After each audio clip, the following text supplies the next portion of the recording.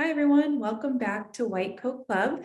Today, we're going to talk quite a bit about research for both BSMD and medical school students. And so today, we're joined by Darlene and Grant. So I'll let them introduce themselves and talk a little bit about their research background before we get into some of the material. So Darlene, do you want to tell us a little bit about your background? Yeah, so I'm currently a fourth year medical student. I did a lot of research when I was in my undergrad at UCSD. I first started out in a lab studying circadian rhythms, and I was just making media for the project scientists, so nothing super fancy.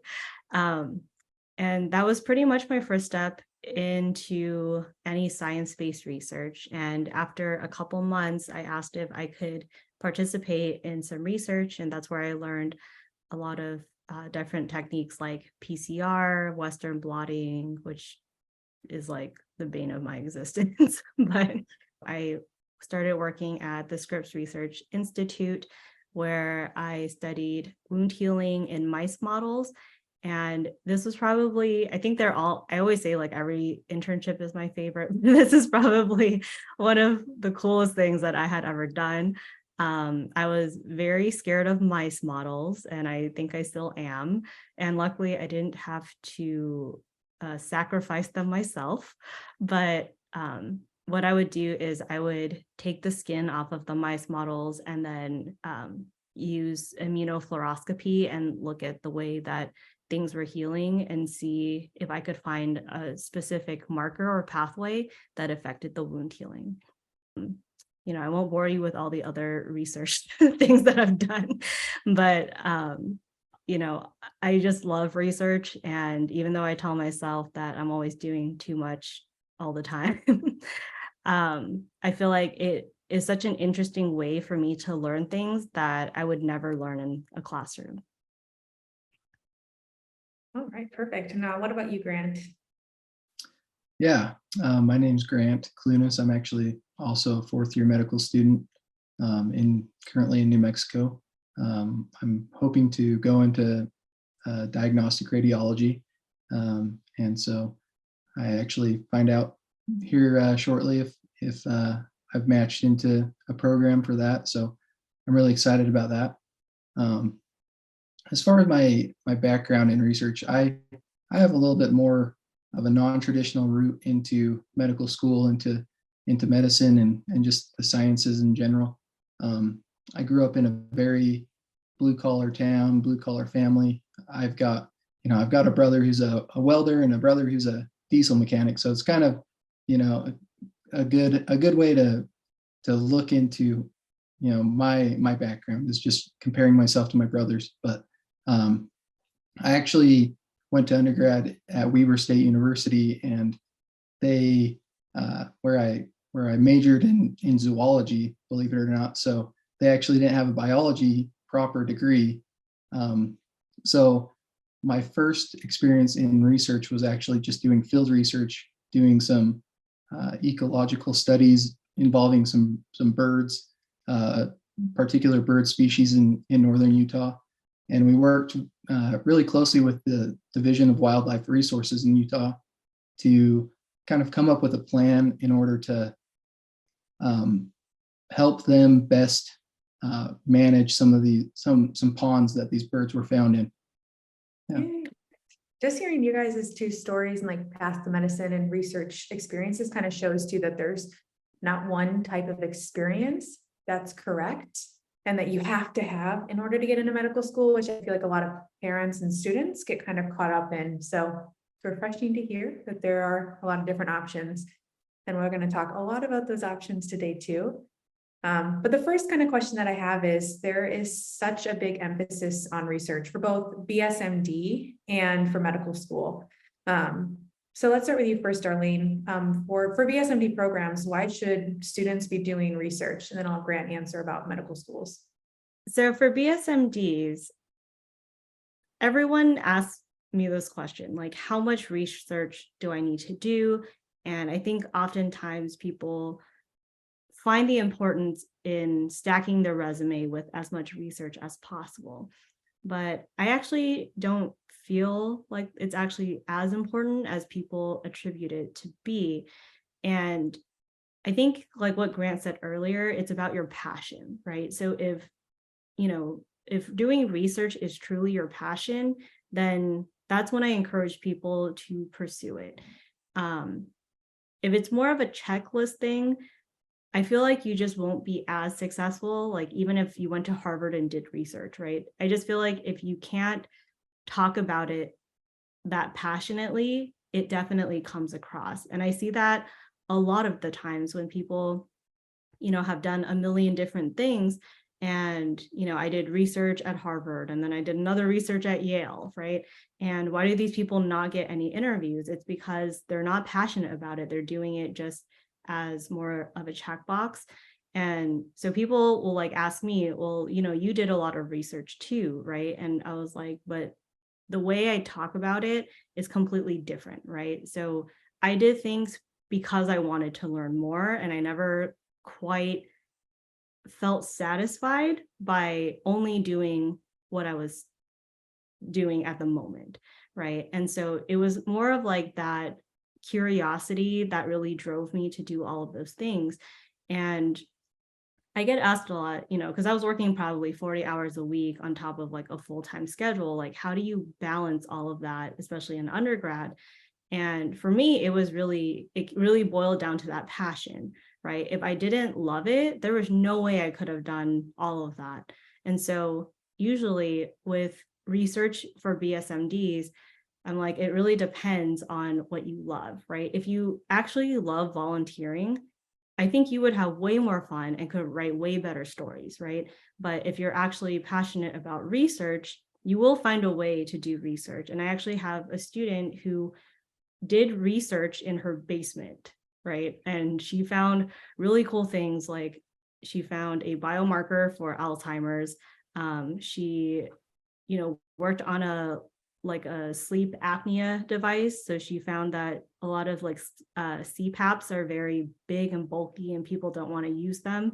And so she actually designed one that was actually smaller. And when I asked her, I was like, where did you do all this research? Like, what institute did you work at? She's like, I did it in my basement, right? So if you are passionate about something, you will find a way to do it. Definitely. Yeah, I think especially for BSMD programs, research is definitely less of a focus. And we've interviewed and talked to, I think it was VCU that kind of explicitly said, we don't really care so much about research, it's more about those volunteering, the clinical experiences that we're valuing.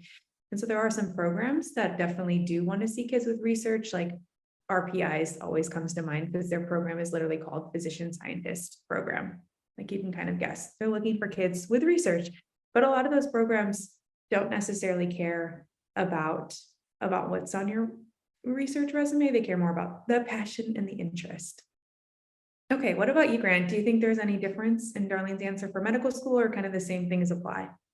I think there's a few nuances, but I think relatively, the answers are similar.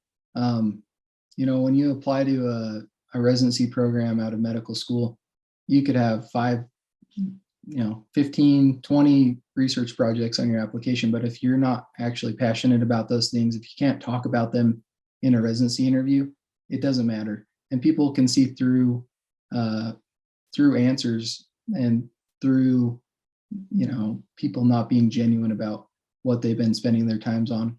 And it's also, really important to remember, like, there are other things you can put your time into and your energy into. And there's, as long as those things align with the ultimate goal and that you're passionate about it, I think you can spend your time doing a lot of things. And if research is one of those things that you're passionate about, I definitely think it's a good thing to be involved in. So like, for instance, if you want to do orthopedic surgery, there's plenty of ways to get involved. You could either do research that has to do with orthopedic surgery, or you could do some kind of volunteering at like a sports medicine clinic, or with maybe like a local team. There's all sorts of ways to be involved, as long as the why is genuine. But then again, you do have to remember there are certain boxes you do need to check in medical school.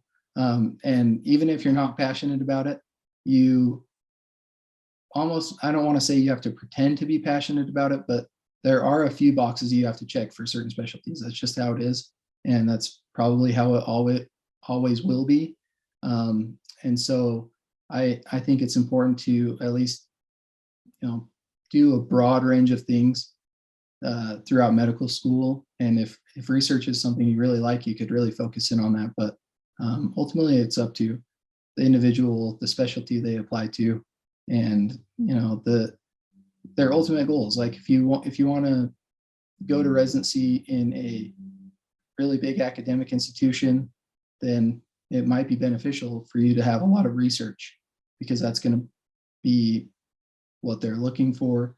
If you're fine with going to more of a community program at a community hospital, they probably won't have as high of a bar set for research. So it is there's a lot of different nuances to the conversation of research in medical school, but overall, I think it's a good thing to at least, if you're not passionate about it, try it out, see if you like it. If it's something you really like and you're passionate about, then yeah, it's a great thing to be involved in. And can you all talk about a little bit about the different types of research internships? Yeah, so there's quite a bit of different types of research internships. There's university-based research institutions. There are private institutions, right? There's biotech companies. You can even develop your own project. You could even do like hospital-based medicine and do research there.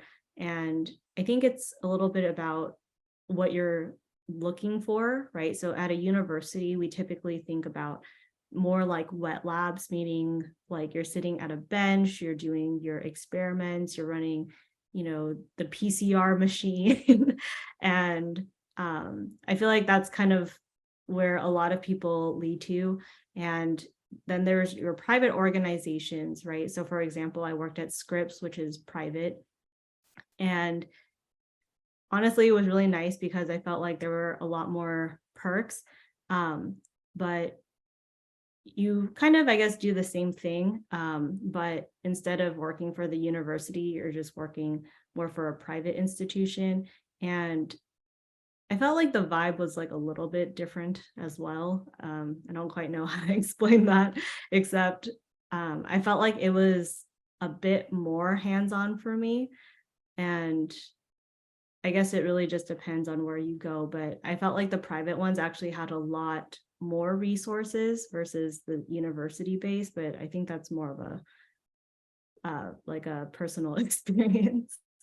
For biotechs, these are pretty much the cash cows of science. So if you think of like, Illumina, Genentech, a lot of these are really major companies that everyone tries to go into because one, these internships actually pay very well, and you build a lot of connections with people in the industry. And so, if you're not going into medicine, biotech is actually a great option because you're able to contribute to a lot of newer technologies and do a lot of projects to pretty much help society, right? But in a different way. And a lot of it is about innovation, and that's kind of the premise of biotech. So they have a lot of private funding, and you would probably never see these type of projects in a university or a private research institution. The technology in biotechs is way, way different. And then lastly, for the more like hospital-based or clinical projects, these are more like things that Grant and I described, where you see a patient and, they have a really cool case. Like one of my friends just texted me the other day and he said he's writing up a case about the purple urine syndrome. And I was like, what is that? And I guess there was only one other case published in the New England Journal of Medicine that this actually happened. And I don't actually remember what causes purple urine syndrome, but you basically see purple urine in their bag. So I just thought it was so cool. And, you know, it's about contributing really unique cases that we don't really see every day or are not commonly known about, or you can bring up a specific issue, right? So these disease presentations, you want to be able to share with a lot of different people in medicine to show, like, you know, how you managed it and, you know, what was the presentation like, so that we don't miss it. So in medical school, I feel like you can only learn so much, right? And a lot of your experiences actually come from your clinical training. So when you are able to read up on these different, you know, rare disease presentations, kind of like the one that Grant talked about, it helps you recognize things a lot faster, and you have a better background in knowing what you should do if you ever come across something like that. Okay. And now both of you guys had a lot of research experiences, like a lot of different things that you've done, but we always hear that research is so hard to find. Why is that? And how did you guys kind of, you know, beat the system? At least from my point of view, I think me and Darlene would have maybe a little bit different points of view here, just because she did go to UCSD, and that's a big research institution, whereas I was at Weber State University in, you know, northern Utah. It was very almost not community college, but close. So there was just less research, less funding, less projects going on. And when it comes down to it, there's a lot of students, and most students know that it's, you know, pretty competitive to get into medical school, dental school, physical therapy school, and everyone's trying to kind of get involved. And there's only so many projects to go around, and ultimately, I think it's kind of a who you know, as far as my experience with that. So not only is it kind of a who you know game, it is you also have to have someone who's qualified to kind of lead your research project. So for instance, the project I worked on in the hospital with the patient who had lymphoma, I would have never been able to had access to these you know, to the chart, to their medical information, to these like the medical imaging that we used in this case report. I would have never had access to that without being involved directly with the radiologist who was involved in reading their imaging and you know, so on and so forth. So I think there's a lot of hoops that you have to kind of maneuver through, and ultimately you have to put yourself out there a lot of times and be bold to ask to be involved, and then not only that, but you have to be dedicated to follow up with things that you ask for, and you have to show people that you're willing to put in hard work and you know, really carry your weight in a lot of these projects. So ultimately, it's just there's a lot of different moving parts that kind of have to fit nicely together. There's some other parts to it, but which I'm sure Darlene has some different, you know, points of view. But yeah, that was my experience. I totally agree with it's about like who you know. So even though I went to UCSD, I didn't really know anyone. So no one of my family is in medicine, and none of my older family members are in science. So it was pretty difficult starting in the beginning. I think I sent out like, it's got to be at least like 30 or 50 applications. It was a lot. And, you know, it was a lot of not even rejections, right? A lot of people just like won't respond, and understandably, because they're getting tons of emails like every day. And, once I finally put myself out there, I finally got, one hit, and then I ended up working there. And, when I started working there, it was just really interesting to find, because I was basically just making media in the lab. And you wouldn't think it was that competitive, because you're not actually doing real research, right? You're more like research adjacent. And, I was told that I beat out like 110 candidates. And I was like, really? Like, I was just like so shocked, because I knew it was competitive, but actually putting a number to it, like I was the 1%, right, to make media for scientists. And it's kind of crazy to think about, because how competitive is research then, right? If you just want to directly be in the project.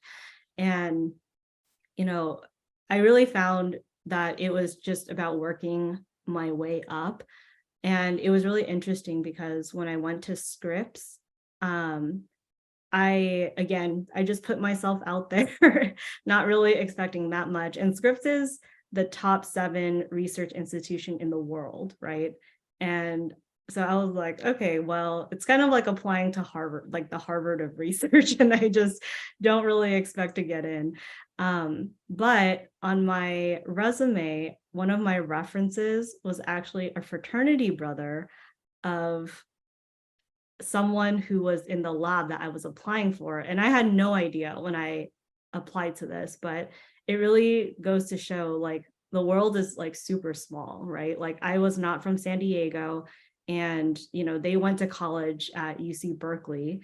And it was just kind of crazy, like how all of that connected. So, once my eventual supervisor saw my application, they actually called and they were like, oh my God, your student literally is applying. So that was kind of interesting how that turned out. And again, like in my radiology internship, they knew I wanted to do dermatology, not radiology. And so they actually connected me with a dermatologist. And that's how I ended up doing like the collaborative project. So we did a lot of projects for big companies like Gilead. But we also did smaller projects for doctors who just wanted to investigate something. And so they, were like, it's your lucky day. We found a dermatologist who wants to do a radiology project. And I was like, that never happened. But, connections really do go that far. And it ended up that dermatologist was the younger, like one class below my mentor now. And so without that connection, like I never would have gotten the job and met my mentor. And, now it's been like 7 years, and, I'm still really close with my mentor. So it was just kind of so like an interesting journey. And, throughout the process, you really have to figure out who your mentors are early on and network with people. And one of the mistakes I always find that people make is they get really discouraged up front, and they apply to one thing and they're like, well, I never heard back. And I was like, right, but that's not the right way to approach it. You have to send out 50, and if you get one, you're lucky, right? But guess what, that one is going to open so many more doors for you. Yeah, and kind of highlighting what you said, that the first thing you did was like research adjacent, and that you'd apply to 50 things to get that research adjacent position. I think a lot of times kids, either they're in high school or even, in college, they think that they're going to walk into a lab and get all these like awesome responsibilities and be doing real things. That's not how it works, unfortunately. And so it's okay to start at the bottom and then you'll work your way up. And I think people forget that. One of the most interesting things that I used to hear too, like in college, is people would say, oh, they only pay you $10. Like, that's so beneath me. And I was like, really? Like, if you don't, I mean, for me, like, it was not about the money. And like, I mean, don't get me wrong, I was like very poor in college, as most people are. But it wasn't ever about the money, right? The money was more of a bonus. I was like, you can't put a price on the experience. And I totally understand like paying people what they're worth, but biofuels was not truly my passion, but I knew it could get me somewhere. And it turns out my boss was a student at the Rady School of Management. So he was in business school. And I learned a lot about resume writing, interviewing, and a lot of those techniques is what actually got me into, these way better places. Right. And so I feel like a lot of the times people kind of discount how good an experience can be, but I really think it's about what you make it. So next, let's talk a little bit about research internships. Is it worth the investment? So, I mean, research internships, especially at the BSMD level, and there's a lot of them, they're really expensive, right? We've seen probably like $3,000 as like a starting cost. And then, I mean, I can't remember which program this is, but there's one that costs like $10,000 and it's like a 2-week program. And I was like, I mean, like, if I'm paying $10,000, I expect to cure cancer like in those 2 weeks, like that's a lot of money for like an upfront investment. Um, Personally, I feel like it really depends. There's different types of internships, right? There's one where you kind of just like sit and learn like in a lecture, which I feel like is not as worth it. But there's some where you actually get really good hands-on experience. And if it's hands-on, then I would say it's probably more worth your investment. Yeah. Anything you want to add to that, Grant? Yeah, I agree with that. I also, you know, I think it depends on the individual and their ultimate goals. I think for some people it definitely makes a lot of sense, and um, and it kind of depends on, again, if you have any connections outside of these research and internships, then maybe you should take advantage of those beforehand, um, just because it might be a little bit cheaper. But ultimately, if you're having a hard time finding um, any opportunity to do research, then these are a great opportunity for people who maybe don't have any other access to do research, or maybe they don't have anyone that they know, any connections. So I think for some people it's a great opportunity, just because a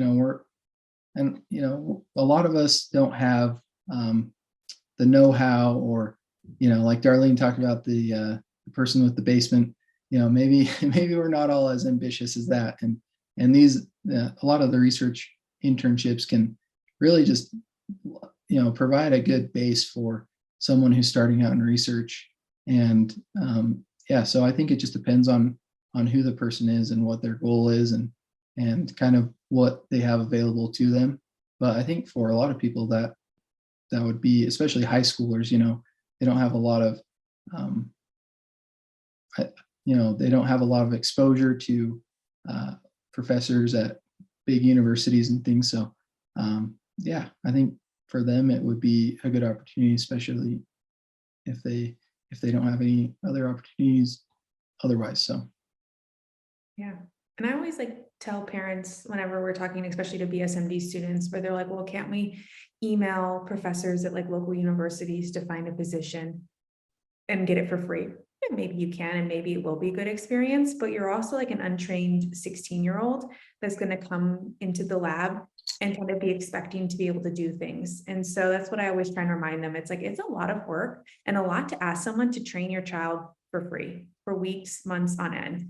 I know I've like managed interns before, and they were in college, and it was obviously in a lab, and it was a lot less low, stress, but it's a lot of work to manage someone who doesn't know what they're doing. You have to really be dedicated to teaching them, and to be checking their work and fixing their work when they mess up, and be willing to put in that time. And that's just a lot to ask some random stranger on the internet to do for free. And think about all the other people who are also asking that same thing. So, I mean, I have had kids who've had good experiences, like kind of doing that method in high school, but other ones where you definitely do get forgotten about, or, they say yes, but then realize, oh man, this is a lot of work. And then it doesn't really end up going anywhere. So that's why sometimes research experiences, even the paid programs, can be, I guess, depending on the price and, what you're actually getting out of it, but can be such a good opportunity, because you know someone is going to be there for 1 week, 7 weeks, however long the program is, and that they're going to be there every day with you, helping and teaching you and guiding you through that process. So, I mean, in my opinion, that can be one of the biggest benefits of having those research internships, even though they're paid. And so I know a lot of times too, the parents are like, oh, pay to play is automatically looked down upon for kind of research and opportunities and things like that. And going back to exactly what Darlene said before, there's a difference between kind of a competitive price and kind of like too expensive, like the 10,000 for 2 weeks, in my opinion, is kind of ridiculous and unattainable for the majority of kids applying to these programs. But if it is something where you're actually are investing a good amount of time and effort into the student, it makes sense that you're going to have to pay for their time too. So in my opinion, sometimes pay to play isn't always bad. Now, kind of speaking of internships, how many internships do you recommend that people do?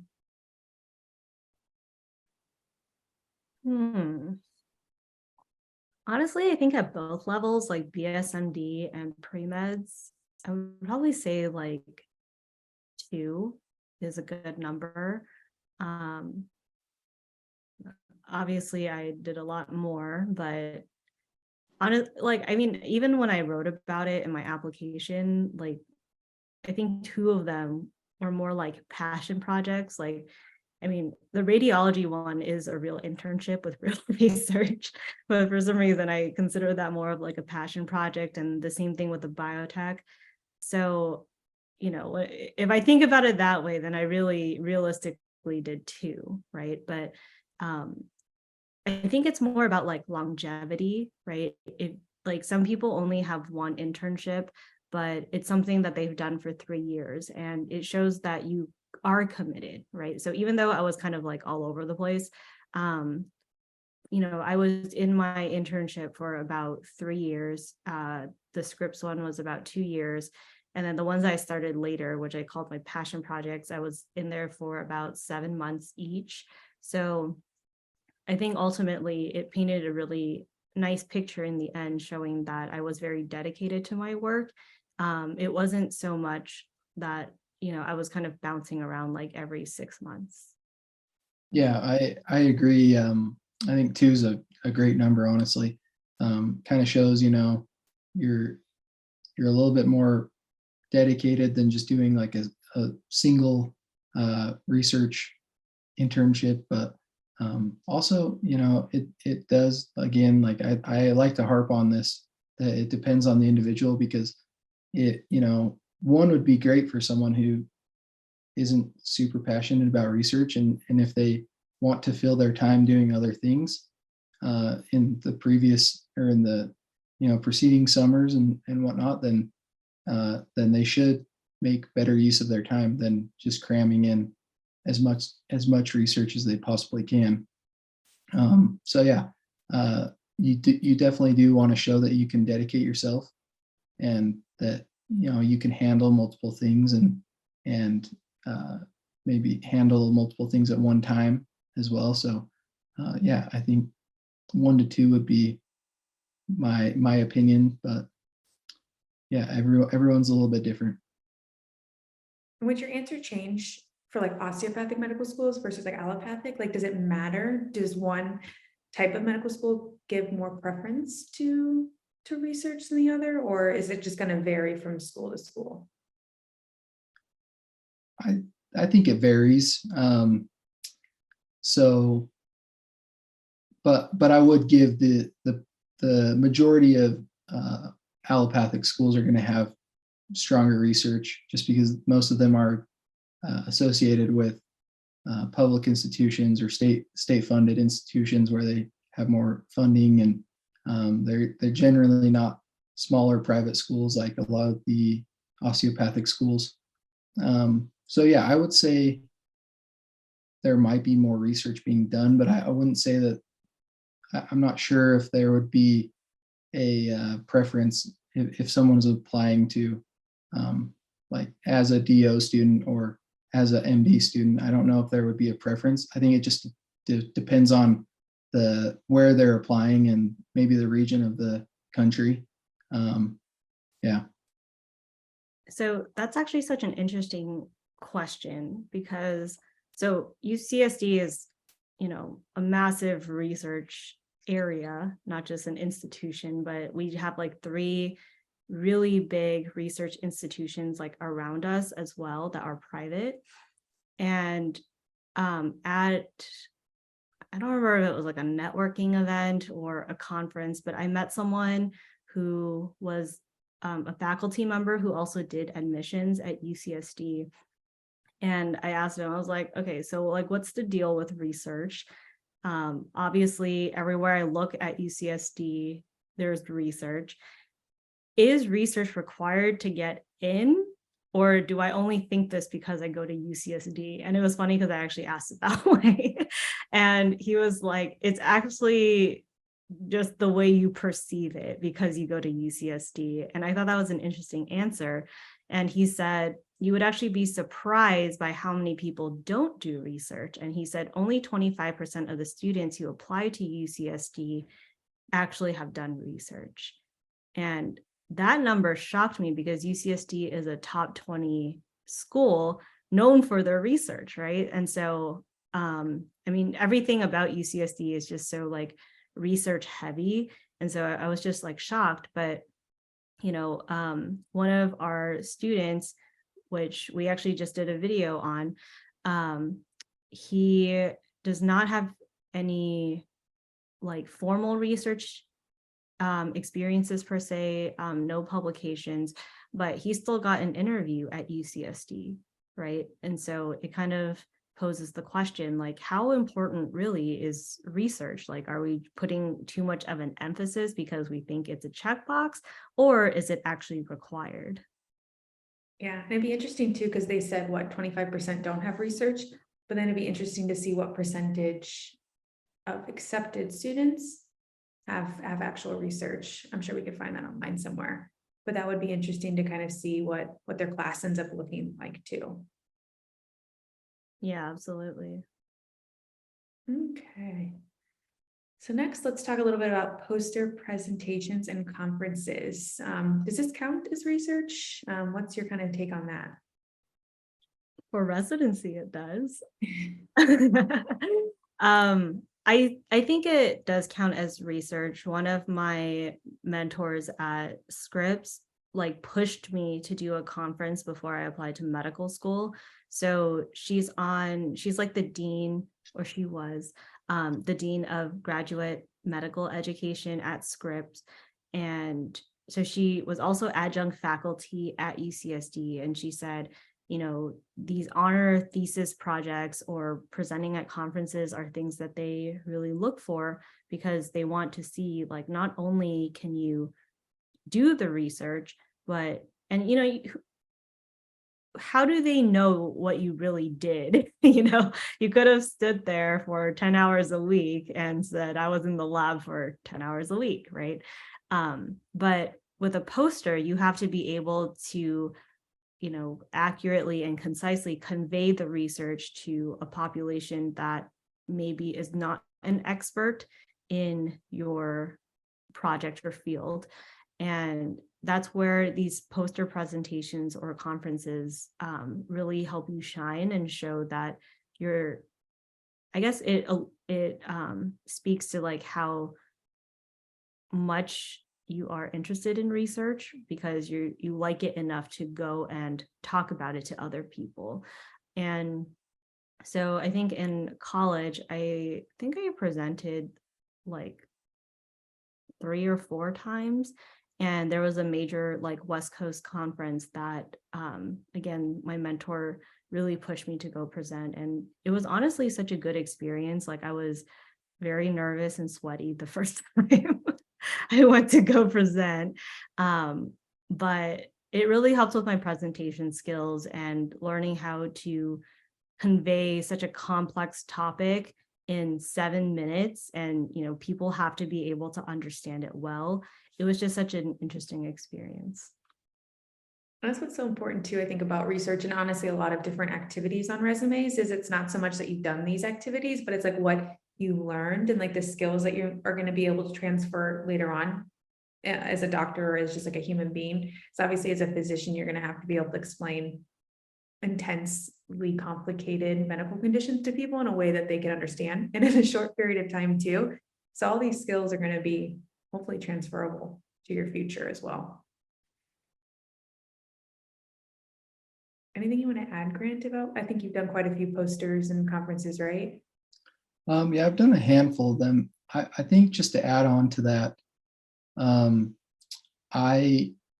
it's important to remember that these conferences are great places, especially for medical students to go and network with other people and network with physicians, other medical students, other people who might work closely with whatever field the conference is about. So that was a big push. I'm going to a conference, like I mentioned, in April in Phoenix, and it's a radiology conference. So I'll be presenting a poster there, and hopefully by then, I'll have matched into into radiology, and then I can further network with some other students maybe who matched, and some radiologists. And so it's just a good way to get out there and meet people and find other opportunities. You never know who you'll meet or what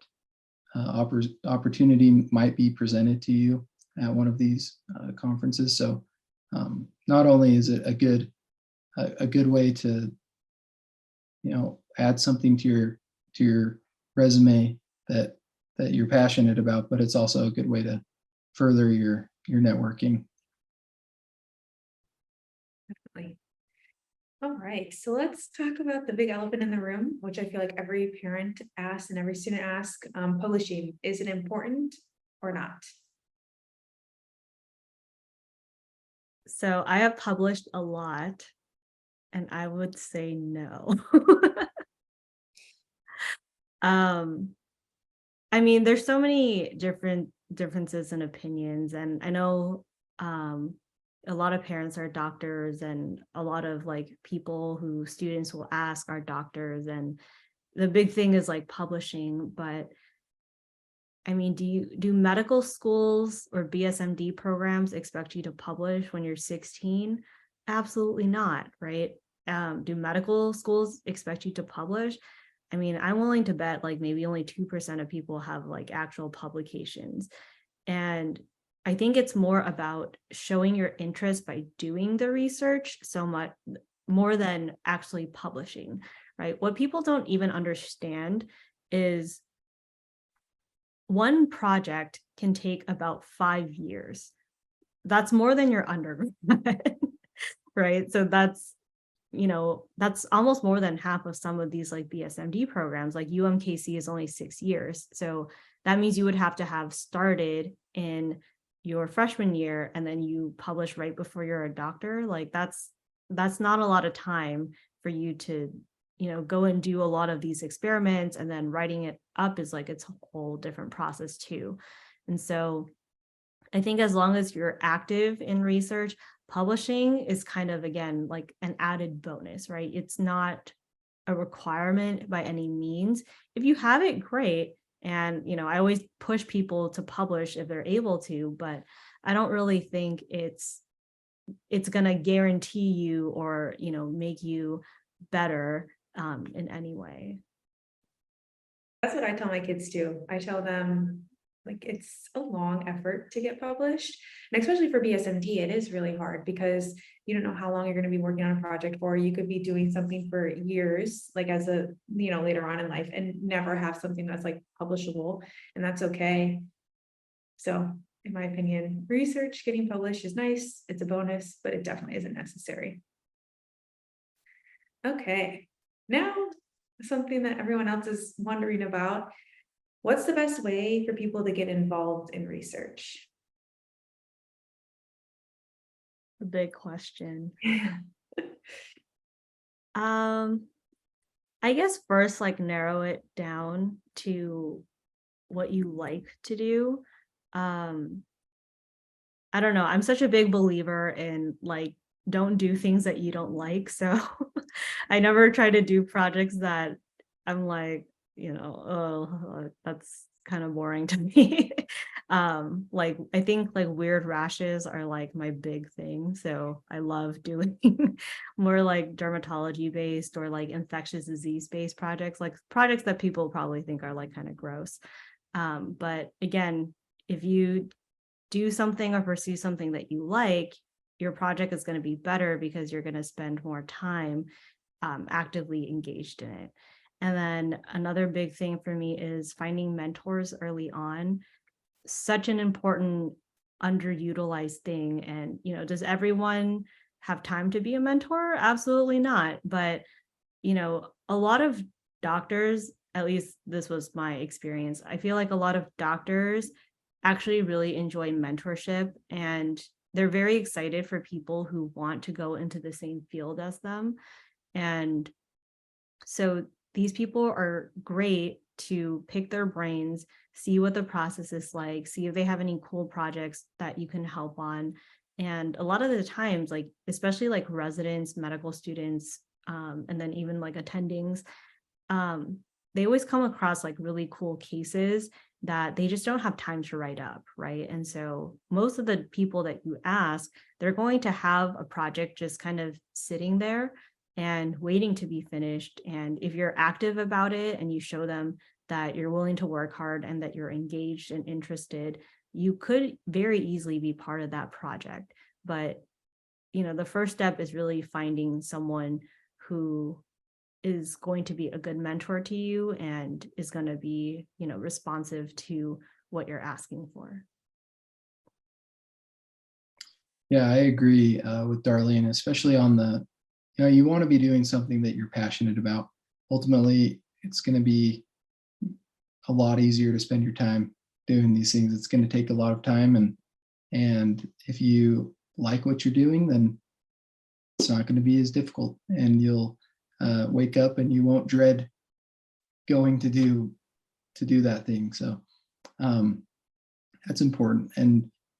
And I'll say also, if some of the best ways to find research is just utilize any resource you have, any connection you have. If you have a family member who's a physician or a scientist or professor, reach out and see if there's something that you could help with, or just anything you can do to get involved. And then if given a chance, then do a really good job and be a good communicator, and just ultimately show them that you could be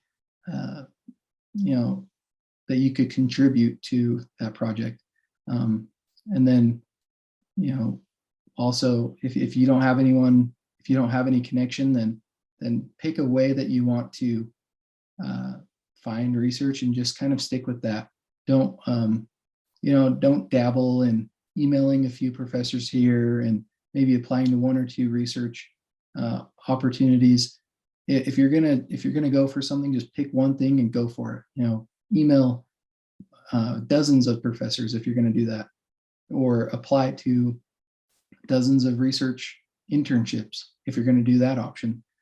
You want to be very firm in your decision, just because it is competitive. But if you really hit one direction with a lot of force, then I think your chances of succeeding are, and getting an internship or having a professor reply and invite you to come and help him or her in the lab, then you should do that. So that would be a little bit of my advice trying to find research.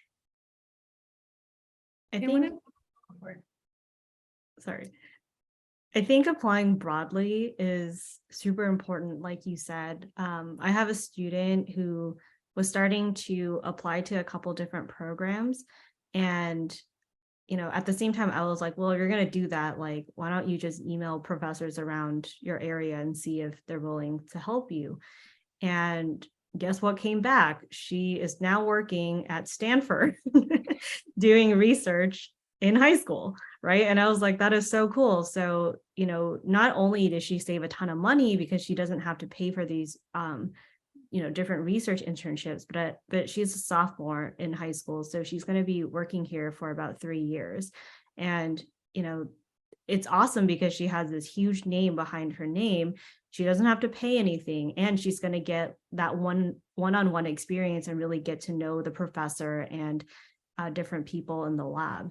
So putting yourself out there, not being afraid of rejection, is probably like the best advice I can give. One thing I was thinking about when Darlene was talking a bit about, studying skin rashes and stuff like that and weird diseases, but I have one student whose like science fair project actually was all about, I can't exactly remember what it was, but like, I think it was like natural skin products on like acne. And so it was like something that she was like really passionate about. And so like a science fair project kind of spurred on like some other things for her too. Like, she's written a research paper now and gotten that published too. So that could be like a good starting point, especially for our high school students, like a science fair project, and then see where that can take you and get your foot in the door, at least for being able to showcase like a deep interest in science, and then ultimately how you can grow from there. I mean, Prep, one of the exciting things that we have coming up is we have a like revamped program called Rising Researchers, dedicated, as you can probably guess by the name, to help students get research experience. Darlene has really been spearheading this initiative. So Darlene, can you tell us a little bit more about kind of what students can expect if they want to join this program, and some of the benefits too? Yeah, definitely. So we basically overhauled the entire program. And I think it really is for the better. And so I was given pretty much a lot of creative power to do what I wanted with this. And I really wanted to do something that was different than what you're going to find at a lot of other places. And it took a lot of reflection on a lot of the things that I used to do, right? And again, I worked at the university, I worked in the hospital, I worked at private institutions. And so I've kind of like been all over the place, and I was trying to figure out like, how do we create the best experience for people who don't have a lot of experience but want to get better experiences? And then I also pulled from like the counseling background as well, right? If you're going to do something, I don't really believe in like doing something without any benefits. Like, I'm very like low effort, maximum reward. And I feel like that's how I pretty much live my life and my career. But I didn't want something that is going to be intense for no reason with no good outcomes. If people were going to do Rising Researchers with us, I wanted it to be beneficial and help them develop skills, not just in that immediate moment, but long term, right? And again, I've done a lot of hiring and I know what people look for, right? I've done hiring at the biotechs, I've done hiring in labs, I've done hiring at these private research institutions. And so with Rising Researchers, it was a combination of a lot of these different factors that I've seen worked and didn't work. And so the way we designed this was we pair you up with a research mentor. Most often it's going to be a medical student. And you basically will learn about the research process. What does research actually entail? And I feel like a lot of these research internships don't actually go over the basics, right? I can't tell you the number of times I started a research project and I was like confused because I had no idea what I was doing. Like the very first time I was given a paper to read, and this was immunology and I didn't have any experience in immunology. And it took me 3 hours to read a 3-page paper. And I never felt so dumb in my life because I was like, I should be reading this a lot faster, but I don't, like, every other word, like I did not know what it meant. And so the first couple of weeks is really getting you used to what research is about, right? We wanted to be as inclusive as possible. And I realized like a lot of people in high school aren't trying, or I guess they're not really exposed to research. And so they may not know like the different types of studies, different things you could do. And, once we talk a little bit about that, I really wanted to focus on what students were interested in, right? And again, it came from the belief that you shouldn't do something you don't like. So if someone doesn't like neurology, why am I going to make them research the brain? And so a lot of these research institutions, they're not very flexible because they're only based off of what the research mentor likes to do, right? And so, for example, if, I only study penguins and you don't want to study penguins, you want to study the heart, well, this isn't a really good match, but you're going to pay me a ton of money to do what I want to do. And you're basically my free labor, right? And with rising researchers, it's completely different. This is all centered based off of what students like to do. And we are kind of like in the background, really helping you develop your project, right? It's more guiding you through how should you develop your question, how should you research this, and really learning the steps one by one, like how to perform a good literature review, how to read the paper, right? Those are things that maybe if I had the courage to ask it, that would have been better, but no one really ever taught me how to read a paper. It was more trying to figure that out on my own. So we really walk you through each step of developing your own project. And that part was really important to me, right? Being able to develop something on your own that you can say was your own. So a lot of these other research institutions, again, you're working off of someone else's project, and I'm not saying you're not going to gain skills. A lot of them, you will gain a lot of good laboratory skills, but how often can you say that you got to do something by yourself, right? And that's kind of what the premise of the Rising Researchers is. And so in the end, some of the deliverables include a publication.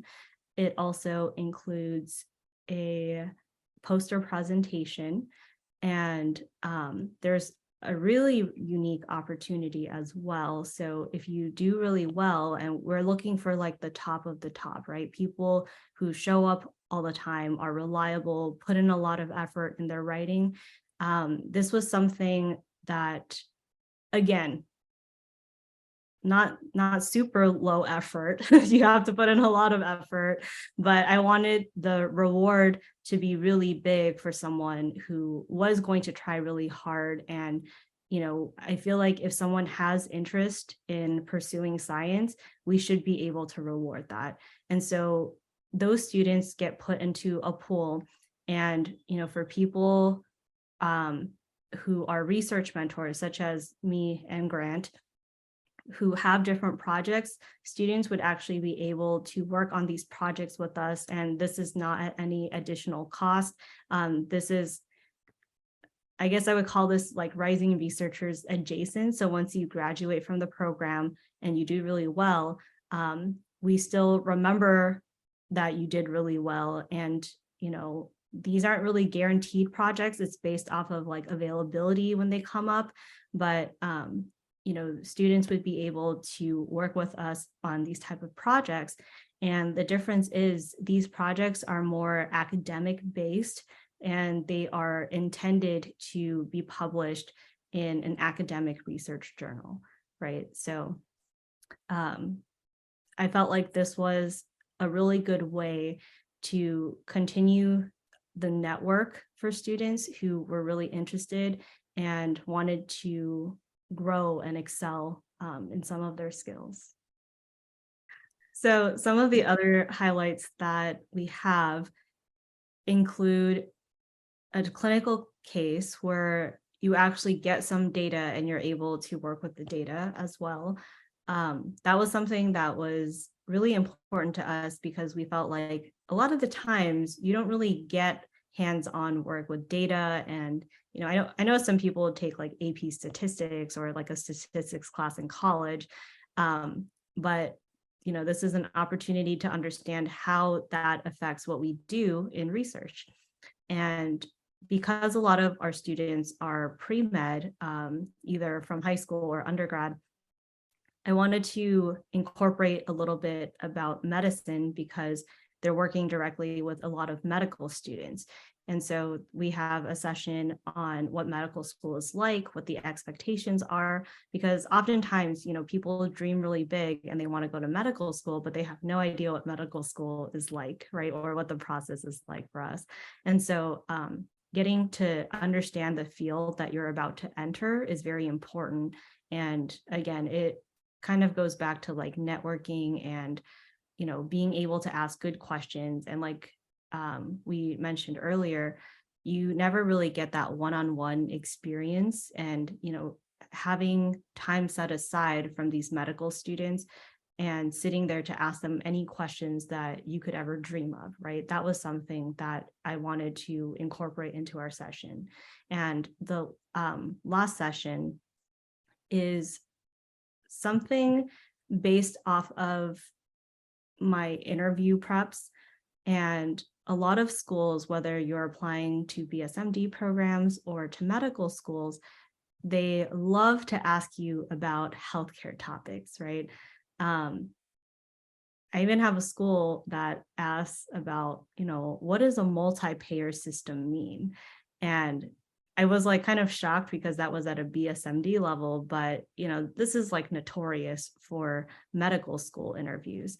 And so, I realized that this is something that a lot of students don't know about, and a lot of places don't talk about this, right? I work with a lot of students who have done internships like all over the country. And so I always get to hear about what they learned and what they did in these internships. And very rarely do I actually hear that someone talks about, what the healthcare system is like, what issues do we have? And so that was something that I really wanted to incorporate to really give a good perspective of what people are going to face if they do enter the healthcare field. And so we often talk about how healthcare is really difficult, but I don't think people actually quite understand what that means. And I wanted to make that very apparent in here. So when people apply to medical school, or even in the BSMD program, they have a really good understanding and they're able to, I guess, shape their goals a little bit better, especially in their application. What age range would you say is ideal for rising researchers? So rising researchers used to only be for high school students, but the way I designed it, and again, I wanted something that was going to be very inclusive, right? So we are now opening it to high school students of any age and anyone in undergrad. In undergrad, whether you go to a big university or a small university, I understand that sometimes research is just really difficult to find. And like I said, right, you could be that 1% applying to be research adjacent. And so, this is an opportunity that I wanted to be open to everyone. And that's something that I actually really pushed for, to open it to undergrads as well. And I think one of the big questions is probably going to be, well, what are the benefits of this? So other than the publication, other than the presentation and the networking, I think one of the biggest things is the skills that you're going to learn. So earlier I talked about, I wanted something where it's not just going to have an immediate impact, but it's going to have like a lasting impact, right? So when I did a lot of hiring, what kind of skills do I look for? I look for people who know how to design a project. I look for people who know how to write something, right?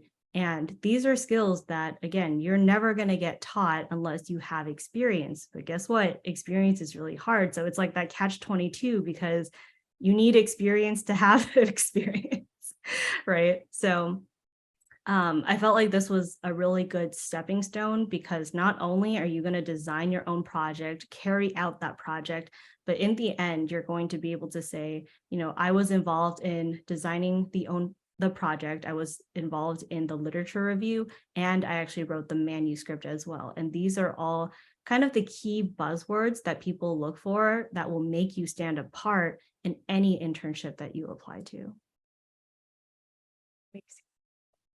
All right, I think maybe my last question is, and I know we've covered a lot of advice so far, but do you have any other advice or anything you want to reiterate about students who are trying to get into research?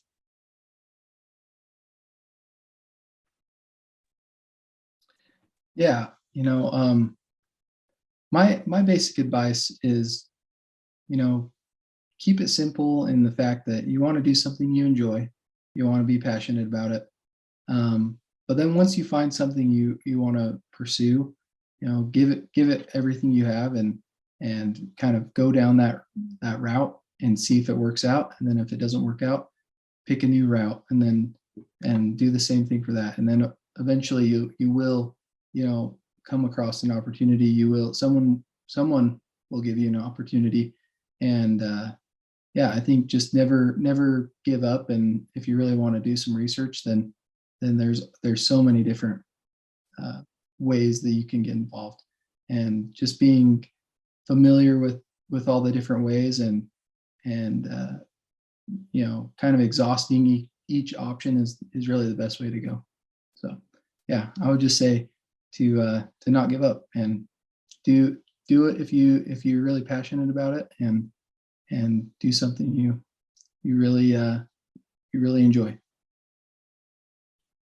I would say make sure you look for labs that are a good fit for what you're looking for. Obviously, if it's your first internship, beggars can't really be choosers, and I totally believe in that. But once you get more experience and you can be more picky or choosy about what you want, make sure it's a good fit for you, not just personality wise, but what you can actually learn out of that experience. Yeah, one thing that I'll add to that too is, for especially our high schoolers, to be realistic about getting research experiences, especially if it is like an independent, where you want to be reaching out to professors in your local area and asking for research experience. Sometimes people come to us in like September, October and being like, okay, we want to start in, research experience in the next couple months. But you're in school, like when could you realistically be doing these things? Like you're in school from what, 9 to or 7 to 3 or whatever it is. The people in the labs maybe are there for like a normal, 9 to 5 type job. When could you get there? When could you be doing these things? Like, if you're available on the weekends, they might not work on the weekends. So kind of think about those types of things. Summer will probably be your best opportunity.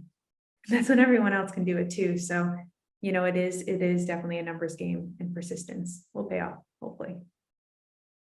Thanks everyone for joining us on this week's edition of White Coat Club.